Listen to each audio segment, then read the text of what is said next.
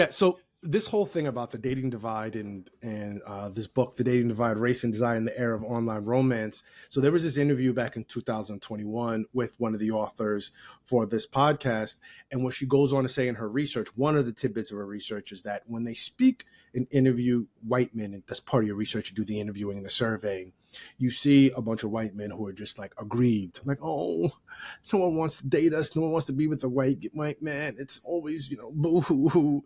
But then when you do the quantitative analysis and you control for race, all women across all racial categories actually look for and target white men, that they're open to dating and being with a white man. So that's kind of what contradicts the interview, is like you see the white man grieving and saying, oh man, but the research is saying, well, y'all on all categories in regards to the era of swipe left and swipe right are doing y'all better. Still winning. Y'all are winning.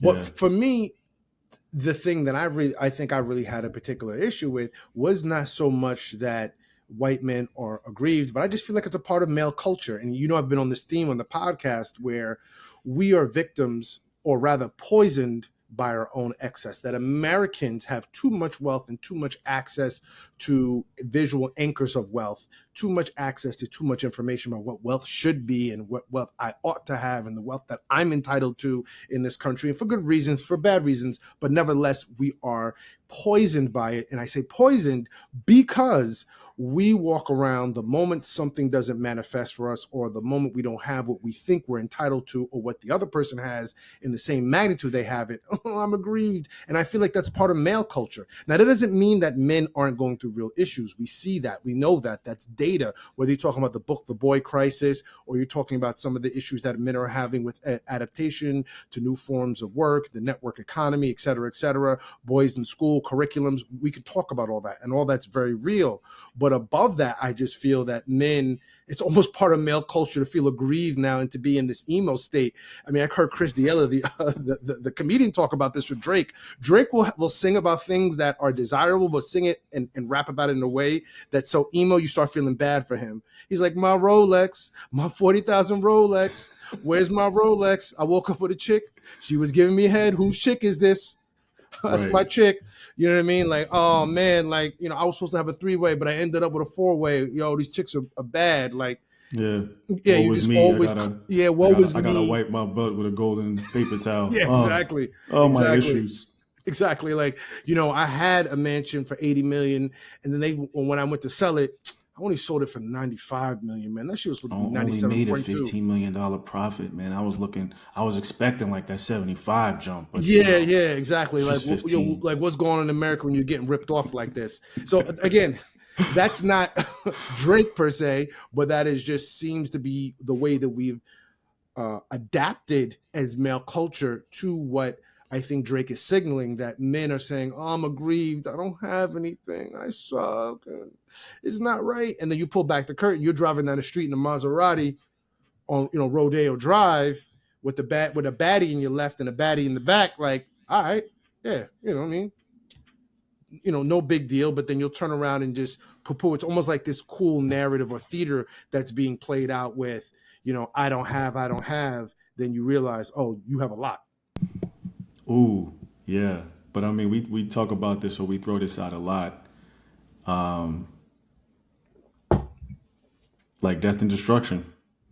Yeah. The eyes of man they're never satisfied. Yeah, bro. There's this line in Proverbs for those who are initiated into the Bible or those who are uninitiated that says, like, the line goes, like death and destruction, the eyes of man are never satisfied. So there's this voracious greed for life and this voracious greed for things, wanting more, having more. I deserve more. It's always, signaling out. We're always signaling out for more and more and more. Greed. And it's just interesting how that plays out. I think even in dating and sex, right? You hear sometimes where, men are cheating on women, and the idea that, well, I deserve more, I should have more, I can't settle down with one woman, my heart's not in it, I deserve to be with more than one woman, or I have access, or I have the kingmaker signals, right? I have money, I have car, I dress well, I smell good, I'm tall, I got status. I got status, then I should be entitled to the more that's behind door number 2. I got door number 1.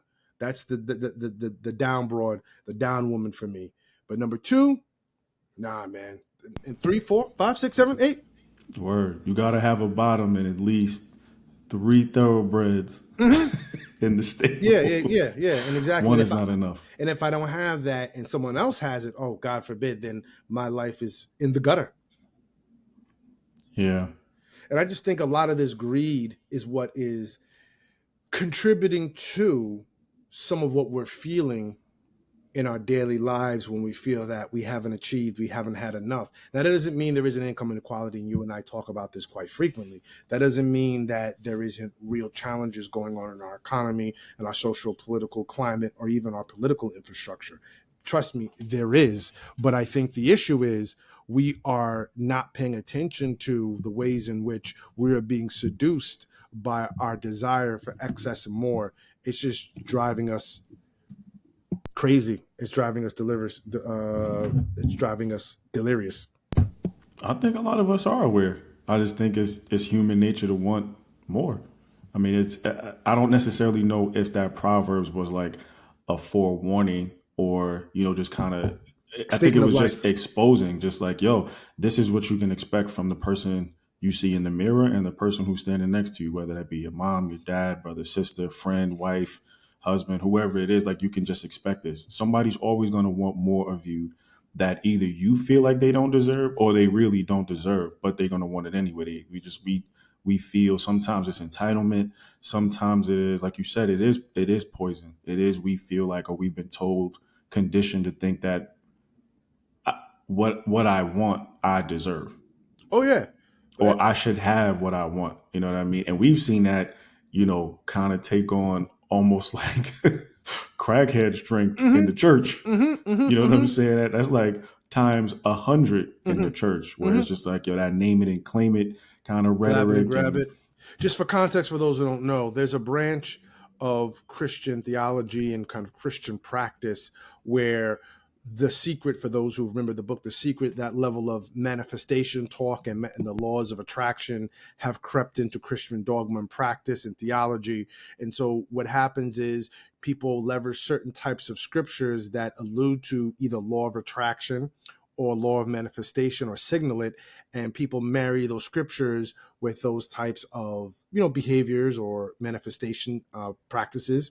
And when those are together, that becomes the basis of how they connect with God or talk to people about their Christian faith. It's no longer about evangelism as you may see in the historical Christian church, or good clean living as maybe you saw in some of the dogma or rhetoric of the Catholic Church for centuries. It becomes now about, well, what can I manifest? What is my prosperity? Prosperity really being about material prosperity with some recognition of prosperity being health and wealth of families and friendships, but definitely a manifestation of that Maserati, a manifestation of that Benz, that Beamer, that Range Rover, that G5. that G5, that house, paying off bills, you know, and you get different types of pastors who have different types of names that allude to, well, that have cash in their name.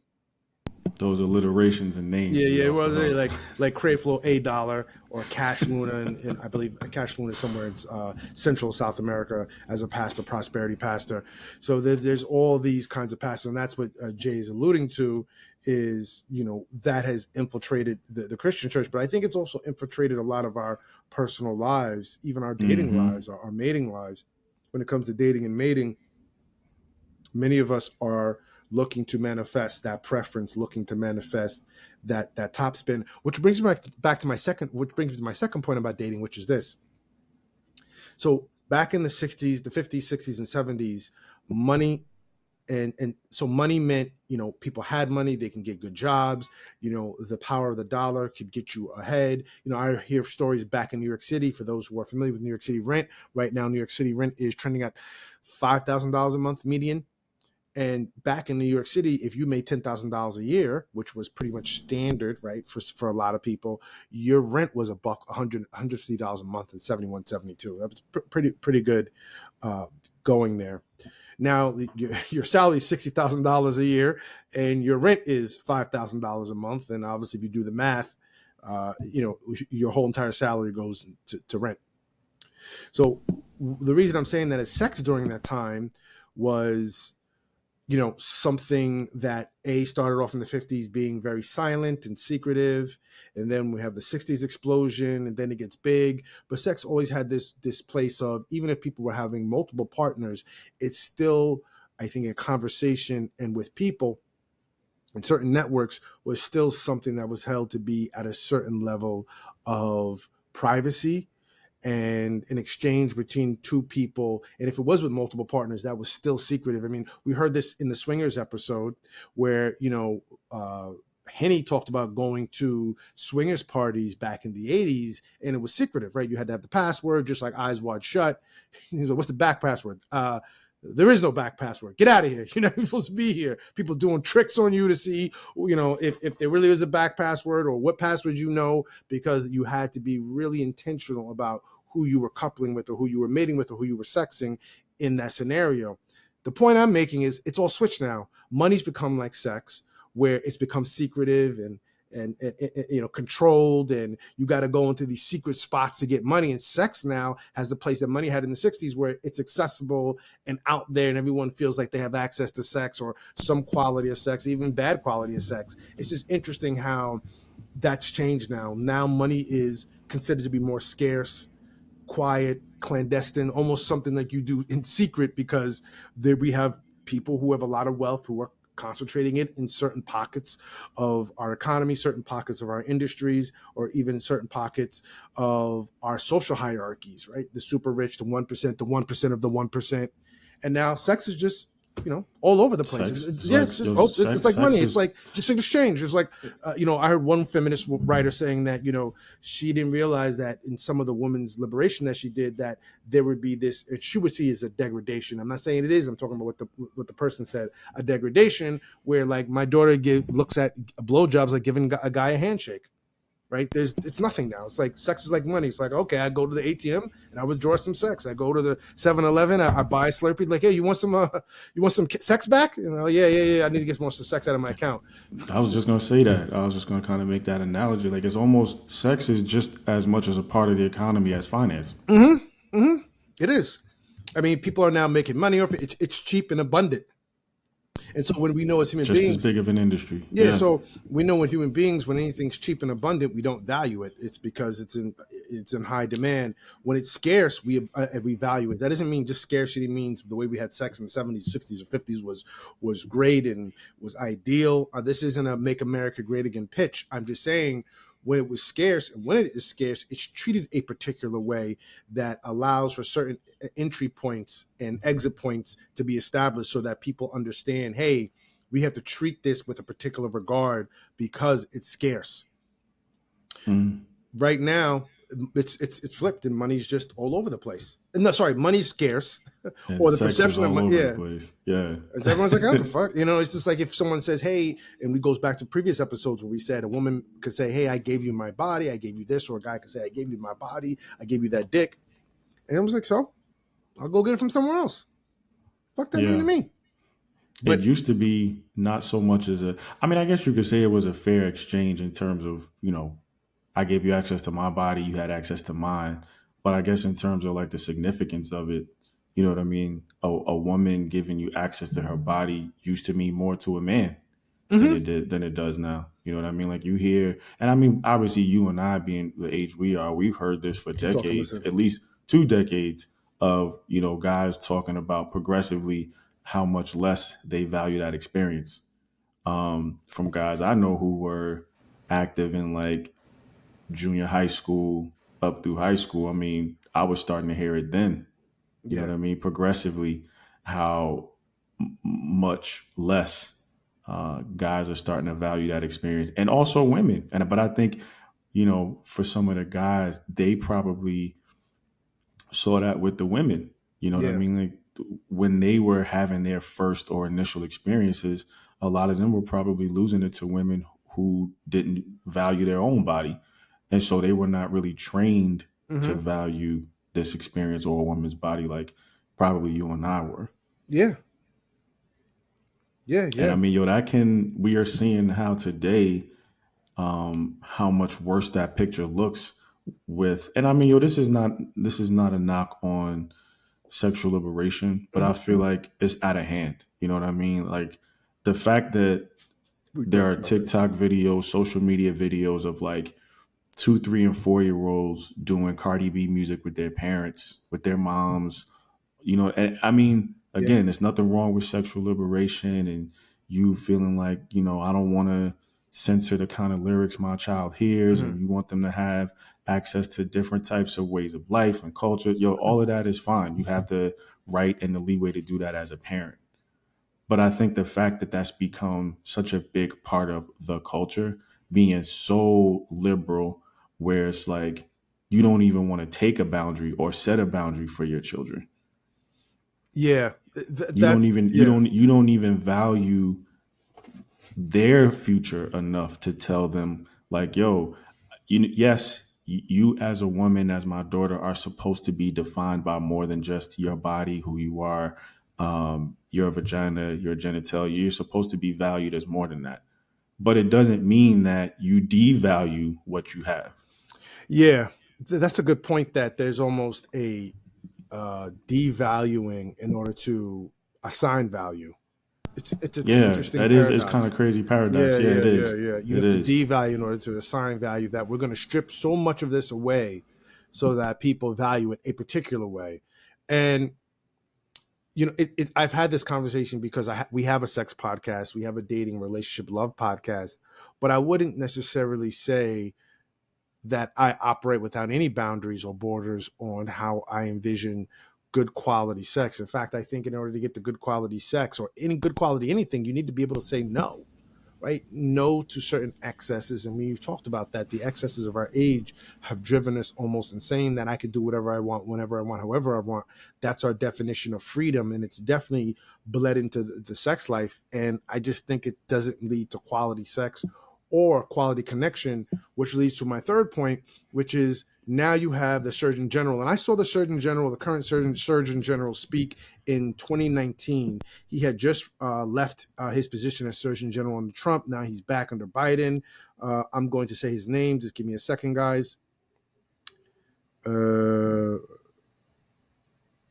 Why is this like, why you have a hard time finding someone's name? Just give me the guy's Dr. Vivek Murthy, U.S. Surgeon General, and he talked about at this mental health convention how we are in an epidemic of loneliness, and now he just came back and said it. He's like, yo, loneliness is a health crisis. Surgeon General says, here's how to combat it. That's actually a New York Times article. But I think the loneliness thing is tied to this sense of, well, I can just do what I want with reckless abandon, and I can sex whoever I want, I can fuck whoever I want, I could be with whoever I want, and it doesn't matter. But I honestly do believe, and this is anecdotal, there's no data right now supporting my opinion. So this is part of what we do. We do an opinion podcast. So this has to be couched in that.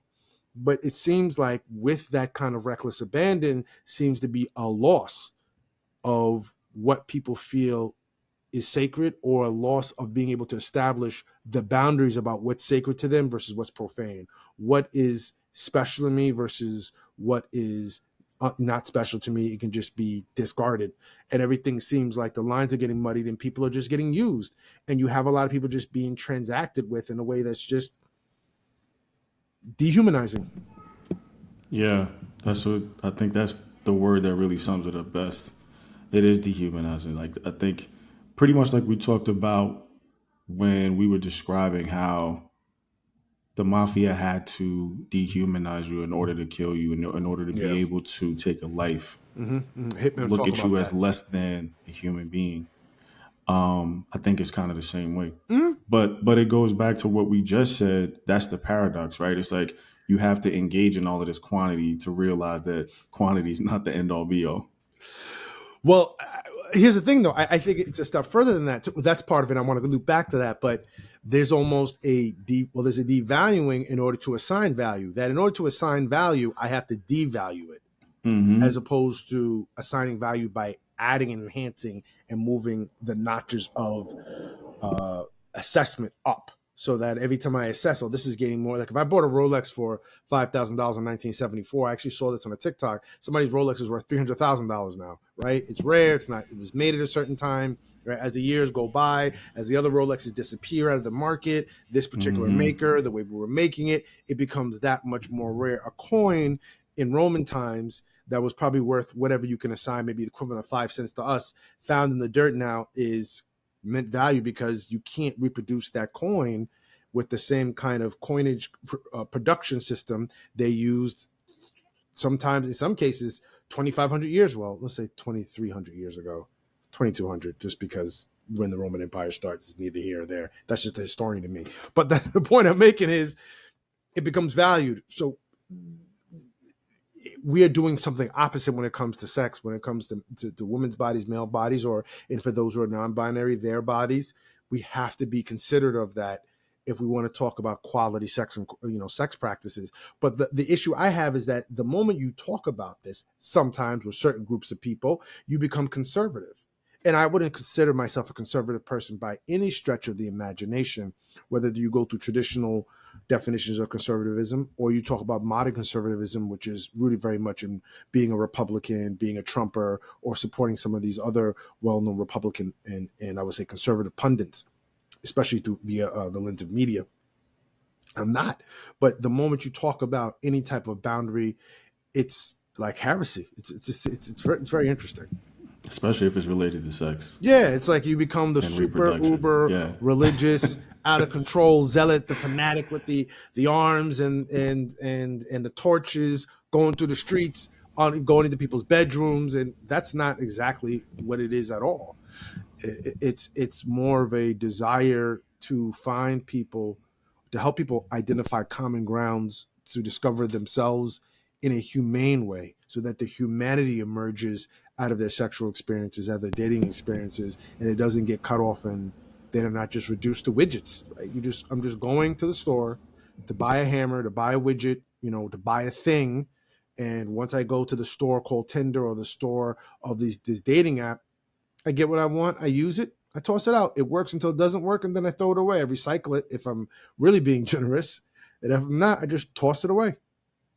But some people like that kind of dissonance and disconnect in sex. And I mean, obviously, we're not advocating that they change, or we're saying that it has to be the way that we say it has to be in order for them to enjoy it or whatever. But it's like that's always going to be there. There's always going to be people who want to enjoy that just raw, Disconnected. unadulterated, disconnected, very like just that dissonance is going to be there for them. And they like either being what they call slutted out. I mean, I don't mind being slutted out every now and again. Um, if it's someone who really can embrace that role, if it's a role play type of thing, I don't mind being slutted out or, being dominated from time to time. I Mm-hmm. don't mind that. And some people are always going to want that. I think that's always going to be there. I think what I'm saying is that there's always going to be variety in every conversation we have. And obviously, like I said, we're not being preachy. We're not telling people it has to be this way or that way. It's going to be both and. So, I mean, I understand your problem, but I just, I kind of feel like the issue of what comes up for me in dating is almost kind of like, well, no, it's the same. It's the expectations that come from excess and preferences, Yeah. and people, like the way that people will respond when you don't show up the way they expect you Mm-hmm. or want you to, Yeah, but like you and mentioned, all of that coming from, well, this is what I wanted, this is what I desired in my relationship, this is how you were supposed to show up, and you didn't show up that way, and that's why I'm hurt.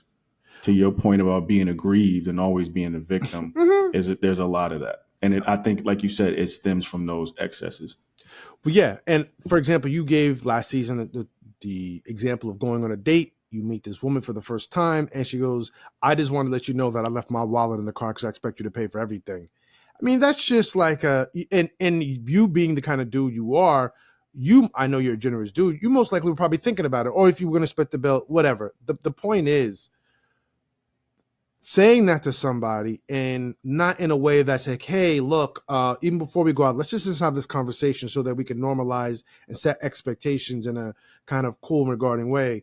If I want to go to Disney World or Disneyland with my partner, I can say, hey, look, I know you've been wanting to take this trip over the Caribbean, but I was thinking we could start doing this family trip and go and make it more of a conversational piece where there's inclusion, there's thoughtfulness, and there's consideration of how, even if they do this with me, how I can circle back to what they want and go to the Caribbean, either that same time frame or, hey, we'll break it up 1 week here, 1 week there, or how we can make sure that we can get our goals met, our respective goals met. I don't come in and say, yo, we're going to Disneyland, bitch. And if you don't like it, go to hell. Who's going to respond to that? Yeah. Who's going to respond to that? And that's how we in are a treating favorable people. way. Yeah. That's how we're treating people in some of these dating apps. And that's what I mean by the excesses of, well, I can just have what I want anytime I want. Burger King, have it my way. I can just have it ordered and brought to me. So what do you bring to the table? Jay-Z reference. But you know what? It was so crazy to take that a step further. We really see that a lot, obviously, in marriages with the divorce rates being what they are. It's like, if I don't feel as happy as I feel like I should be, I'll just find another spouse. Oh, I'll people find say another that. marriage. Yeah. I'll just walk away if I don't like it. And I get some of the reasons people are getting divorced. There's abuse, there's trauma, there's people not sharing their work financially or in the home, domestic life. There is a myriad of reasons where people are falling down and not willing to do the work to keep this, not only stand it up, but keep the structure strong and then build out on the structure. Well, it's one thing to keep the hut here, but we can just turn this hut into a mansion. And we can landscape the lawn, and we can go from a 1 acre property with a hut on it to having a sprawling mansion, emotionally, spiritually, financially together over the course of 20 to 30 years and going on beyond. But most people won't do that because they don't want to do the work. And I get that. And that has to be said too. You got to do your work. I'm not poo-pooing on anybody because I've been divorced. I've made that decision to just, I didn't say I can just get another one, but I did make the choice to leave what I had. Nino Brown with the champagne, New Jack City. I have another one by Monday. Yeah, that's exactly, but that's how it's happening though for a lot of people. And I will say this, bro. I've talked to you about this offline, but I really feel like that I should have taken some more time with that decision. You know what I mean? Like I definitely see where it would have been easier to work things out, but I think after getting through, all good. Shout out. Yeah, hold on. We might have to edit this. Also keep it in. It don't matter. Oh, okay. Yeah. Well, I was gonna just say, after having made it through what we made it through, I think obviously I would have been able to see the importance of sticking through it and working through that. Because there really is something to what you talked about before, redemption stories, and I think I'm just starting to see more and more the value of a testimony, be it like having a story that you can share with people, something that they can relate to, that they can pick stuff and pull stuff from, that'll help them along with their journey. I want to say this too, and I'm glad you're always honest about your marriage, and you have talked about your ex-wife and how amazing she is and how much of a wonderful person that she really is. If this even possible to say this, and I hate to say this because I think this even puts a market value on her, but a top-notch human being. But she's just a tremendous, amazing human being. And I'm going to scratch out top-notch because that just puts someone in market terms, and I don't want to do it to any human being. But it's related to her and how great she is. Amazing woman. An amazing woman. Yes, she is. She's an amazing woman. I want to take it a step further and say this. The reason why I believe the transaction-based, preference-driven dating model we're currently experiencing with dating apps is problematic is because it prevents you, the person who's doing all the swiping, from encountering the uniqueness of an individual that actually may be the uniqueness you need in your life to take you to the level that you actually want to go to in love and in your professional, material, spiritual, financial, and physical life. We miss out on that when we're solely preference driven and we're solely driven by what we consider to be the transaction, because the transaction for us oftentimes isn't equal. It's about me getting what I want out of the transaction. And once the transaction happens on the terms I want, then it's over. forget what the other person's going to get, because a lot of people are transaction based. I remember taking a negotiation course, and this is years ago, by this guy named Lee Miller. He has a negotiation book out, Harvard law, Harvard law trained lawyer. And he talked about he would never negotiate with Donald Trump. And this is in 2005. And people said, why? Because he's like, a lot of his negotiations are transaction based. He's doing a one-time deal to acquire land for real estate. He's doing a one-time deal to build out for something. And a lot of his acquisitions, especially when they're land deals, are just transactional. He's not going to do business with them.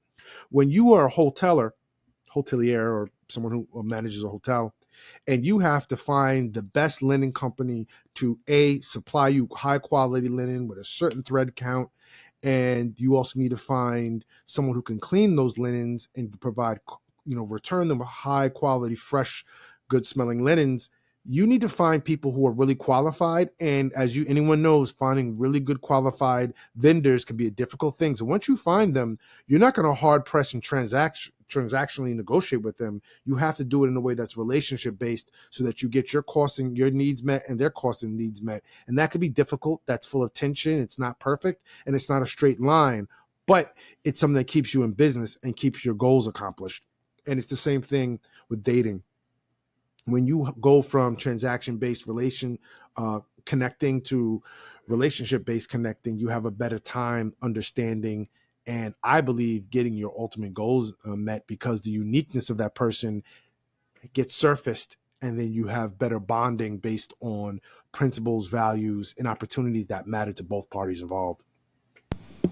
Just so I'm clear, when you say transaction-based relationships, what are you talking about? Because I actually don't. I feel like every relationship is transactional. So there is a transaction to it, I think, in every relationship. Transaction-based is where for example, we talked about this, and I'm going to use the low-hanging fruit from my opinion. When a man hooks up with a woman, he gets in the bedroom, he goes 20 pumps, 30 pumps, 50 pumps. He could go for half an hour, never asking her what she needs, never asking her what gets her off, not concerned about her orgasm, her pleasure, or her bliss, and most importantly, her safety. And you get off, you do what you got to do, and it's over, but never thinking about the other person, because all you were thinking about was busting your nut. You were just thinking about coming. To me, that's transaction based. Now, you can contrast that with, there is going to be a transaction between two people, but it's being led by being considerate, kind, thoughtful, and also connected to that other individual and their bliss. That's a different type of I think, exchange. So there's an exchange there, but transaction, I think, is all about, again, like I said, being on your own terms, your way, all the time. So it's more imbalanced. Yeah, I mean, again, the exchange part is happening. Like you said, there's going to be some exchange. Yeah, it has to be. That's just what it is. But what makes it transaction based, again, on their terms, is you just get what you want out of it and not considering what someone else wants or what they need out of it.